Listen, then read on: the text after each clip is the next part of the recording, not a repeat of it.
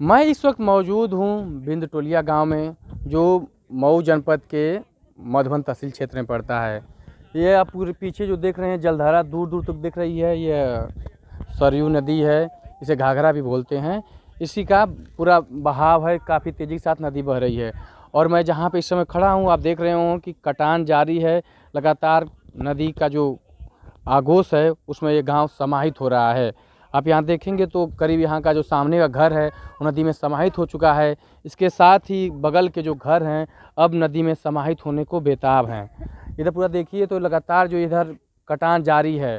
और आपको मैं पहले बता दूं कि जब पिछली वर्ष मैं आया था इसी महीने में, तो यहाँ जो नदी की धारा है यहाँ से करीब लगभग 100 मीटर दूर थी। तो उधर अब तक 100 मीटर तक ये नदी मेरे सामने कटान कर ली 1 साल के अंदर। तो इसी से आप कयास लगा सकते हैं कि नदी का कटान कितनी तेज़ी के साथ हो रहा है। लगातार मेरी नज़रों में ही यहाँ पे दर्जनों मकान जो हैं नदी में समाहित हो गए। जब मैं पिछले साल आया था तो यहाँ पे घर आबाद थे, यहाँ पे बासिंदे थे, लेकिन इस समय नहीं हैं। अब यहाँ पे खड़े हैं तो आप देखेंगे जो घर है एकदम नदी के खो में बचा, मतलब किनारे पे है कि कब अगर 1 दिन 2 दिन या 10 दिन में ये घर भी अब नदी में समाहित हो जाएगा। तो यहाँ पर लोग हैं, गांव के लोग हैं, नहीं जानना चाहेंगे कि वो अपना घर बचाने के लिए कुछ प्रयास कर रहे हैं, सरकार द्वारा कुछ प्रयास किया जा रहा है, या वो पूरी अपना जो निराशा है हो चुके हैं कि कोई उम्मीद अब नहीं बची है। घर के जो यहाँ मालिक हैं उन्हीं से हम बात करना चाहेंगे, जानना चाहेंगे। क्या का नाम बा तोहार? मंजू। का घर का हाल बा कुल? घर का हाल का भाई, ये अब कटान में अब गिरने वाला है। हाँ। हम लोगों का घर खेती था तो चला गया। खेत कहाँ क्या हुआ? खेत सब पानी में चला गया। हाँ। घर ही बचा है, घर भी जाएगा अब। हाँ। सरकार है तो हम लोग सुन ही नहीं रही है कुछ भी।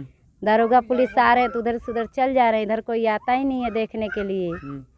और क्या, तो कुछ बांध रोकने कटान रोकने कुछ प्रयास किया जा रहा है?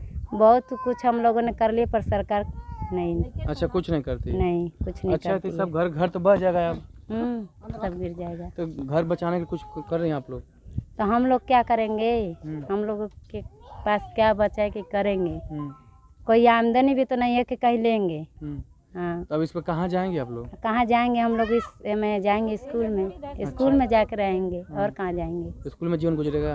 अब तो क्या करें, सरकार कहीं देगी तभी तो रहेंगे। अच्छा, ये बताइए, मैं देखता हूँ कि जब घर जद में आता है लोग तोड़ते हैं, ईंट वगैरह निकालते हैं, जंगल वगैरह, आप लोग कुछ तैयारी नहीं कर रहे हैं क्या? नहीं। क्यों? क्या करें, अब कुछ काम नहीं कर रहा है दिमाग। घर पे आदमी वगैरह नहीं है? कहीं सामान भी धरने के लिए, आखिर ईंटा तोड़ेंगे तो कहीं धरेंगे तो कहीं कुछ भी तो नहीं दिख रहा है, चारों तरफ पानी भर जा रहा है। अच्छा, और कहीं जमीन में नहीं रखने के लिए? नहीं है।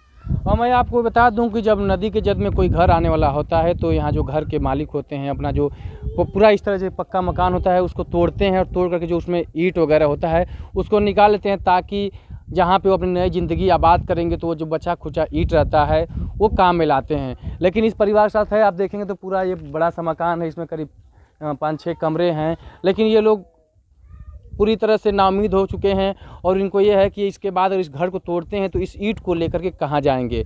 अभी ये दयनीय स्थिति है और ये हालात है। जब एक होता है निराशा के जो चरम होती है, तो ये उसके निराशा के चरम पे जाकर के अब जो ख़त्म हो चुके हैं, इनको अब किसी प्रकार का कोई उम्मीद नहीं बता है। अब इसी को लगा सकते हैं, ऐसा मकान बनाने में लोग अपना पूरा जीवन गुजार देते हैं, लेकिन अब इनका मकान जो है चंद दिनों का मेहमान है। तो यही हाल है पूरे बिंदटोलिया गांव का। यहाँ पे लगातार कटान हो रहा है, लेकिन न तो शासन न ही प्रशासन कोई पूछने वाला नहीं है। मैं अभिषेक सिंह।